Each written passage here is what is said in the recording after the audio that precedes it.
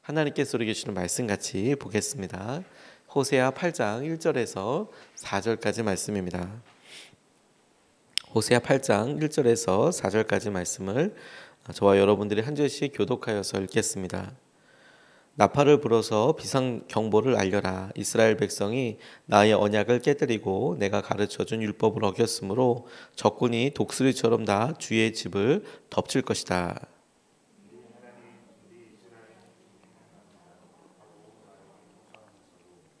복된 생활을 뿌리치니 적군에게 쫓길 것이다.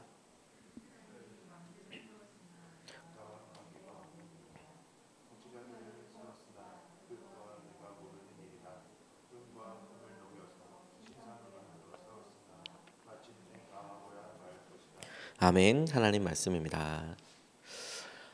호세아서에서 이제 전반부의 호세아와 고멜과의 결혼 관계, 부부 관계를 통해서 배신 행위와 그래서 느껴지는 일반적인 우리도 쉽게 공감할 수 있는 내용들로 하나님이 이스라엘에 그리고 유다에 갖고 있었던 생각과 마음을 막 이렇게 보여주셨습니다.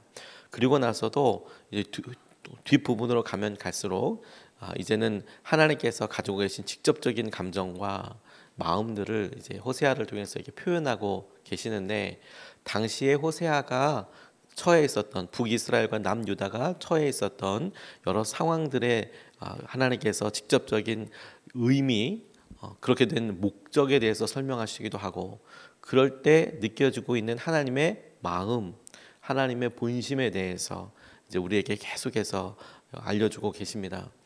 원인, 목적부터 이야기한다면, 이런 일이 있게 되는 목적부터 이야기한다면 돌아오게 하시는 거겠죠. 지금 그 상황을 정리하고 돌아와라, 새로운 삶을 살아라. 근데 그것이 완전히 누려지게 될 때까지, 실제로 그렇게 될 때까지 하나님께서 포기하지 않고 계속 이렇게 이야기하고 있는 것이 얼마나 중요한 의미이고 그리고 은혜인지 모릅니다. 한번 이야기해서 그렇게 해라, 그렇게 못하겠나? 안 되나? 그러면 끝, 이렇게 생각하는 게 아니라 돌아와라, 그리고 다시 돌아와라, 돌아와라. 그래서 이 선지서를 가만히 보면서 큰 은혜가 임하는 부분들은 하나님께서 우리에게 당신의 마음을 직접 토로하시면서 돌아와라, 멸망하게 될 거다, 돌아와라, 심판이 앞에 있다 라는 말씀을 사랑한다, 이 사랑한다는 표현으로 그대로 바꿔 읽어도 하나님의 마음과 우리를 향한 절절한 그 심정이 막 이렇게 묻어나오는 말씀들이라고 싶습니다. 그래서 쓰여져 있는 단어들이나 그 쓰여져 있는 여러 맥락들을 봤을 때 여러 하나님의 마음이 분노처럼 여겨지고 질투처럼 여겨지고 할 때 그 마음의 중심과 원인이 우리를 향한 변함없는 계획과 사랑 때문이구나. 그러면 하나님께서 하시는 말씀이 쭉 일관적으로 이렇게 보여지는 것 같습니다. 하나님이 북이스라엘과 또 에브라임을 깨닫게 하기 위해서 고난과 어려움을 이렇게 허락하고 계시는데, 이스라엘이 하나님 앞에 보였던 배신 행위가 오늘 본문 이제 7장서부터 이어지는 부분들을 보면 그들 안에서의 또 다른 배신 행위로 이루어지고, 주위에 있는 나라들의 위협과 여러 위험 신호들로 그들에게 불안함을 주고 두려움을 주는 상황을 통해서 하나님께서 돌아오라고 이야기하시는 장면 중에서 우리가 8장을 읽었습니다. 오늘 첫 번째로 좀 같이 붙잡고 기도하고 싶은 것은, 주님을 안다고 하면서도 하고 있는 우리의 행동들에 대해서 우리가 기도하고 그리고 같이 깨우쳐 하나님께서 이끄시는 대로 깨우치기를 원합니다. 1절서부터 3절까지 말씀을 보면, 나팔을 불어서 비상 경보를 알려라. 이스라엘 백성이 나의 언약을 깨뜨리고 내가 가르쳐준 율법을 어겼으므로 적군이 독수리처럼 나 주의 집을 덮칠 것이다. 우리의 하나님, 우리 이스라엘이 주님을 압니다 하고 나에게 호소하면서도 복된 생활을 뿌리치니 적군에게 쫓길 것이다. 이렇게 말씀하고 계세요. 이스라엘, 다시 말해 에브라임, 북이스라엘이라고 이야기하고, 이 이스라엘 역사에 있어서 후반기가 되면 북이스라엘, 이스라엘, 에브라임, 이게 거의 똑같은 말로 계속 이렇게 혼용되고 있는데요. 이 에브라임에 대해서 지금 전쟁이 다가오고 있다, 위험 신호가 있다, 이렇게 이야기를 하실 때 하나님이 그와 같은 어려움을 허락하신 부분들이 있어요. 계획하신 부분들이 있습니다. 그런데 그런 상황에서 우리가 집중하게 되는 것은 뭐냐면, 그래서 이스라엘 백성들이, 이스라엘 여러 사람들이 주님을 안다고 고백한다는 거예요. 우리가 주님을 압니다. 이런 어려움이 있어서 우리에게 이런 약속을 주신 주님을 알고 우리와 함께 하실 주님을 압니다. 우리가 주님을 압니다라고 이야기하고 고백하는데, 그래서 심지어 주님께 고백하고 호소하기도 하지만 그들의 행동이 전혀 다른 모습이더라. 이걸 주님께서 우리에게 호세아를 통해서 보여주고 계세요. 주님을 압니다라고 하면서도 그들의 복된 생활을 돌아오지는 않는다. 다시 말해서 그들의 고백에 있고 어려움 가운데 그들이 이 문제와 어려움들의 원인도 해결 방법도 알지만, 그런데 그 방법과 해결대로 하나님께서 말씀하신 길로 돌아오지는 않는다라는 거예요. 그게 이스라엘의 진심이 드러나는 부분이죠. 그들이 안다고 하는 것과 그래서 그들이 하고 있는 내용이 다른 거예요. 주님이심을 압니다라고 하지만 그 주님을 더 깊이 알려고 하지는 않습니다. 하나님께서 말씀하신 복된 생활, 우리가 앞서도 살펴봤듯이 하나님께로 돌아오는 것, 그리고 하나님께 돌아오면서 하나님을 알아가는 것, 하나님께서 회복시켜 주시겠다고 말씀하신 것이 그 두 가지였거든요. 너는 돌이켜라, 돌아와라. 두 번째, 너는 나를 알아가라. 자, 지금서부터 시작이다. 알아가라. 다시 알아가라. 네가 알고 있는 여러 생각들, 들었던 것들 다 지금의 생활로 보면, 너희들이 하고 있는 행동으로 보면 의미 없어 보일 만큼 그렇게 멀리 떨어져 있으니 돌이키고, 그리고 알아라. 말씀하시는 복된 생활에 대해서 그들이 그렇게 생활하지는 않는 거예요.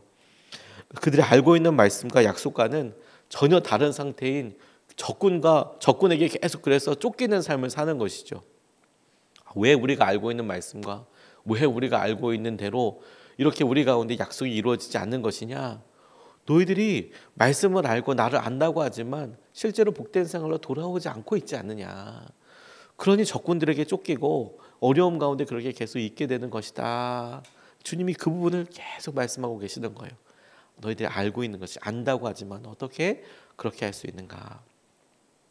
백화점의 왕이라고 하는 존 워너메이커가 어렸을 때 20대 초반에 그렇게 사업을 시작하게 됐습니다. 고생도 많이 하고, 그럼에도 불구하고 그가 공부도 많이 하지 못했지만, 정규 교육은 2년밖에 받지 못했지만 미국의 최신부 장관이 되기도 하고, 평생 교회에서 이렇게 섬기면서 세계주일학교연합회 총재까지 역임하고, 그런 여러 일들을 사람들에게 모범이 되는 삶을 살았답니다. 그래서 그가 처음에 최신부 장관으로 이렇게 부탁을 받았을 때에도, 내가 주일학교 교사를 못한다면 나 장관 안 하겠다. 그게 아주 유명한 일화이기도 합니다. 장관이 되어달라고 하는데, 내가 맡고 있는 교사 일을, 교회학교 교사 일을 못한다면 나 그 장관 안 한다. 근데 그래서 약속을 받고 이제 장관을 하기도 하고, 그래서 그가 섬기고 있는 교회에 참 많은 교회학교 아이들이 와서 엄청나게 이제 그 아이들이 한 5천 명 정도 되는 아이들만, 그런 아주 흥미로운 교회가 됐다고 합니다. 그런데 이분이 84세 때, 그게 1921년이었다고 하는데요. 60년을, 사업가로서 60년을 맞은 행사에서 사람들이 워너메이커에게 물어봤대요. 지금까지 사업을 하면서 가장 기억에 남는 투자가 뭡니까? 가장 성공적인 투자가 뭐였습니까? 이렇게 물어보니까 고민하지도 않고 바로 이야기하더래요. 머뭇거림도 없이, 내가 10살 때 최고의 투자를 했는데 그건 당시에 $2 75센트 하던 가죽 성경 한 권을 구입한 거다. 그게 내 삶에 있어서 제일 수지 맞는, 제일 성공한 투자였다고 생각한다. 성경 샀던 거. 그랬더니 기자가 다시 한번 물었답니다. 그렇다면 성경만 구입하면 성공할 수 있겠습니까? 어렸을 때 성경을 구입하고 그렇게 하면 되겠습니까? 그랬더니 그렇지 않습니다. 먼저 하나님을 믿고 말씀대로 살아야죠. 하나님을 신뢰하고 즐겁고 기쁘게 일하다 보면 성공은 어느새 자신의 옆에 다가와 있을 것입니다. 그러니까 어느 순간에 그렇게 말씀대로 살다 보니까 내 삶이 그렇게 변해져 있더라. 우리가 그렇게 말씀대로 살아서 부자가 되었다 혹은 건강해졌다라는 부분도 우리의 마음에 솔깃하고 관심이 가는 부분이기도 하지만, 더 중요한 것은 믿는 사람들에게 우리가 어떤 상황과 어떤 순간에도 하나님을 붙잡는 삶을 살았다는 것 자체가 성공이에요. 우리가 그렇게 주님을 믿고 말씀대로 따랐더니 우리의 삶이 확 형편이 열리더라. 이 부분이 성공이라기보다 우리가 어떤 상황에서도 하나님을 붙잡았다면 그것 자체가 성공한 삶이라고요. 하나님께서 우리에게 주는 것들은. 그래서 우리가 이 과정들을 통과할 때마다 주님께서 말씀하신 형통과 은혜를 생각해 볼 때 하나님을 너희들이 진짜로 붙잡고 살아가느냐, 알고 있느냐, 그걸 주님께서 굉장히 중요하게 생각하실 뿐만 아니라 우리에게도 굉장히 중요한 도전이라고 붙잡게 됐습니다. 우리도 주님을 안다고 하면서도 주님이 말씀하시는 복된 생활 가운데 우리가 살고 있느냐, 우리의 삶을 돌이켜서 주님을 더 알아가는 삶을 위하여 한 걸음씩 나아가고 있느냐, 이게 너무너무 중요하겠다고 싶어요.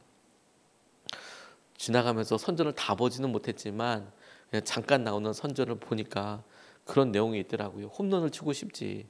그런데 치고 싶다고 치나 홈런을 쳐야지. 뭐 그러면서 이렇게 선전을 하더라고요.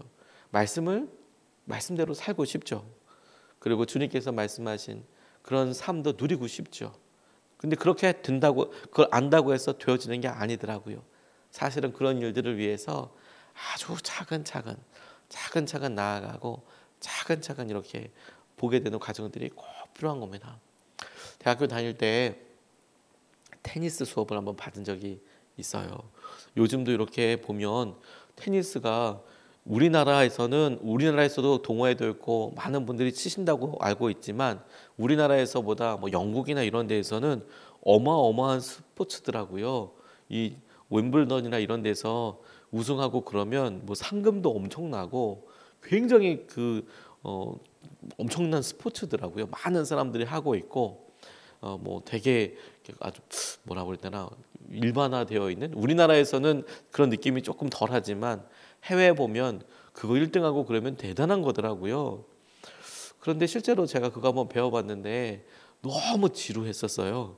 왜냐하면 뭐 처음서부터 공을 이렇게 툭툭툭 치게 해주는 게 아니라 구분 동작에 따라서 하나, 둘 그러면 라켓 들고 방향 바꾸고 손 들고 그럴 때 뭐 손은 얼만큼 올려가지고 이렇게 쳐라. 그거 계속 한 시간 내내 연습하고 그 다음에도 또 그거 연습하고 아무튼 그거 동작 연습하는데 한 학기 내내 배웠는데 별로 치게 안 해주더라고요. 그리고 서브라고 하나요? 이게 처음에 이렇게 톡 쳐서 넣는 거 그게 너무너무 힘든 거더라고요. 한 학기 배워도 물론 제가 약간 둔재이기도 하지만 그거 못 하더라고요. 그런데 그렇게 많은 구분 동작을 해서 동작과 폼을 만들어 가야 칠 수 있다고 이렇게 이야기하더라고요. 그래서 유명한 테니스 선수들이 막 이렇게 치는 거 보면 폼도 너무 멋있고 막 달려가면서도 막 치고 그게 얼마나 힘든 거라는 걸 배워보니까 알겠더라고요. 물론 저는 그만큼 되지도 못하고요. 믿음 생활도 똑같지 않을까요? 날마다 우리가 반복적인 말씀의 순종과 그대로 따라가 보면 그러면 어느 순간에 우리에게 그것이 자세가 되고 삶에 대한 태도가 되고 주님을 안다고 하기 때문에 할 수 있는 행동들과 반응들로 나오는 거예요. 우리의 목표가 주님께서 주신 은혜대로 그렇게 나아갈 수 있으면 좋겠습니다. 그리고 오늘 본문에서 우리가 주목하게 되는 것은 하나님께서 당신을 안다고 하면서도 그렇게 행동하지 않는 이스라엘에 대하여 하나님이 딱 긋고 있는 선에 대해서, 하나님이 말씀하시는 것에 대해서 주목하고 싶습니다. 4절 말씀을 보면 이렇게 말씀하세요. 이스라엘이 왕들을 세웠으나 나와는 관계가 없는 일이다. 통치자들을 세웠으나 그 또한 내가 모르는 일이다. 은과 금을 녹여서 신상들을 만들어 세웠으나 마침내 망하고야 말 것이다. 이렇게 말씀하십니다.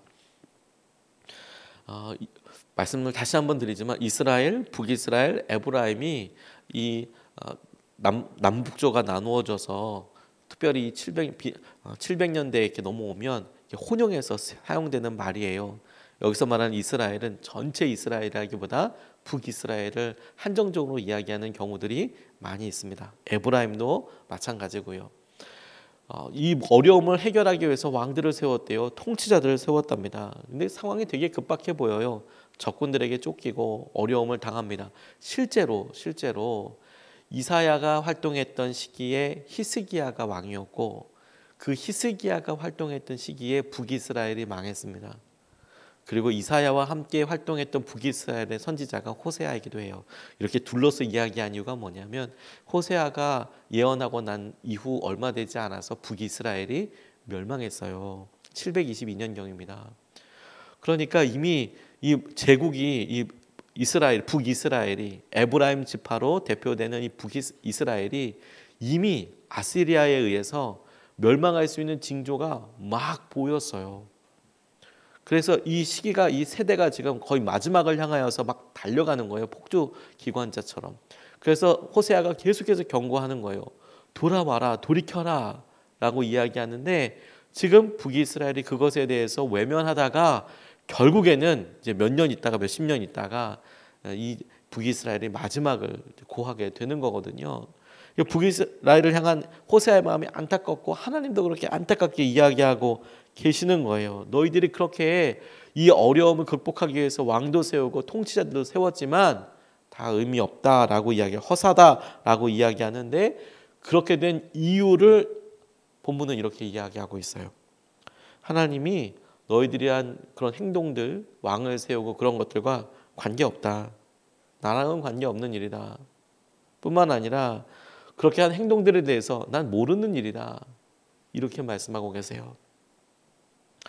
너희들이 나를 모른다 라고 이야기하는 것과 같이 비교해서 난 너희들이 하는 일에 대해서 모른다. 관여하지 않겠다. 그 일을 나의 일이라고 난 생각하지 않겠다. 이렇게 해석이 되겠죠. 너희들이 나를 안다고 하면서도 행동하는 것과 그러면 그 행동 그대로 하나님께서도 그래? 난 니들이 하는 것처럼 똑같이 너희들에 대해서 맥락상으로는 이스라엘을 선택하시고 이스라엘에게 말씀을 주시고 여전히 관련 있는 것 같지만 하나님이 딱 그 행동들을 통해서 말씀하시는 게 뭐냐면 너희들이 왕을 세웠다고 하지만 나랑은 관계없는 일이고 니들이 무슨 일을 위해서 그 일을 했다고 하지만 난 모르는 일이다 라고 외면하셨어요. 그대로 이스라엘이 어려움의 때에 하나님께서 하시는 일들을 지금 그대로 이렇게 접하고 있는 것이죠. 이럴 때 그냥 우리가 하는 대로 하나님도 그러셔 이렇게 생각할 게 아니라 하나님이 처음서부터 이렇게 하고 계신 이유가 뭐라고요? 돌아오라고 하시면서 그 큰 줄기 아래서 지금 이런 말씀을 하고 있는 것이죠. 나 너희들 관계없다. 나 너희들 하는 일에 대해서 도무지 모르겠다. 그렇게 말씀하시면서 돌아오기를 원하고 계시는 거잖아요. 하나님과 함께 하나님이 원하시는 일인지에 대해서 질문해 보게 되더라고요. 하나님, 오늘 우리가 하고 있는 이 일이 하나님도 기뻐하시는 일이고 하나님과 관련 있는 걸까요? 하나님, 우리가 하고 있는 이런 계획과 2021년도와 우리가 이번 주와 하고 있는 이런 일들이 하나님과 관련 있는 걸까요? 하나님이 하신 말씀에 순종하는 삶일까요? 하나님께서 원하시는 뜻대로 살아가는 것일까요? 그게 너무 중요하다고 싶어요. 그게 외국의 어느 유명한 목사님 그리고 할아버지를 두었던 한 사역자가 방황도 많이 하고 방탕한 생활도 오랫동안 살았다가 목회자가 되기로 하고 돌아왔습니다.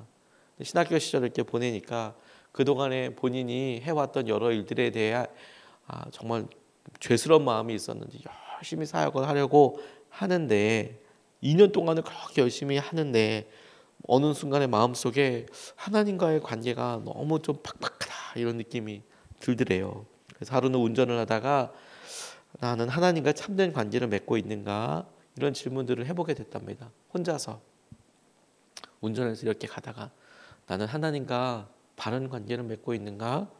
성경에 나온 삶을 이렇게 보니까 그리스도인들 제자들이 어떤 삶을 살았는가 그들의 마음이 어땠는가를 보니까 차이가 많이 나더래요. 비슷한 부분이 없다고 이야기할 만큼 물론 이분의 표현은 조금 과장이기도 할 것 같아요. 비슷한 부분이 전혀 없다. 뭐 그렇게까지 이야기할까 싶지만 느껴지는 마음이 그랬다는 거예요. 본인이 본인의 삶에 대해서 가만 보니까 쉽게 허용한 불순종이 하나님과의 관계에 대한 자신의 확신을 앗아간 것 같더래요. 작은 일들을 내가 하나님이 원하시는 것 같은데 안 하고 미루고 외면하다 보니까 그것이 삶에 있어서 큰 트러블이 되고 문제가 되거나 그렇게 다가온 것 같지는 않은데 결정적으로 자신이 하나님에 대해서 갖고 있었던 확신에 대해서 없게 하는 거예요. 하나님이 지금 나와 함께하고 계신가? 하나님이 이 일에 관심이 있으실까? 여기에 대해서 자기가 은연중에 사단이 그 일을 막 좌지우지하도 놔둔 셈이 되어버렸다라는 거예요. 그러니까 다시 질문하게 되더래요. 내가 누구인지, 내가 왜 이 일을 하는지, 무슨 일이 벌어진 건지, 그리고 심지어 하나님과의 관계도 다시 질문하게 되는 상황이 오게 되더라는 거예요. 아주 자그마한 발단인데 우리의 행동과 하나님과의 친밀함이 영향을 미쳐요. 하나님께서 우리에 대해서 우리 나 너 모른다 라고 이야기할 때 이 말에 대하여 하나님 사랑한다 말씀하시면서 우리와 관계없다라고 이야기하실 때 느껴지는 이 거절감, 이 마음을 우리가 하나님께서 날마다 우리의 삶 가운데 느껴지는 마음이라고 한번 생각을 해보세요. 우리의 행동이 하나님과의 친밀감에 영향을 미친다니까요.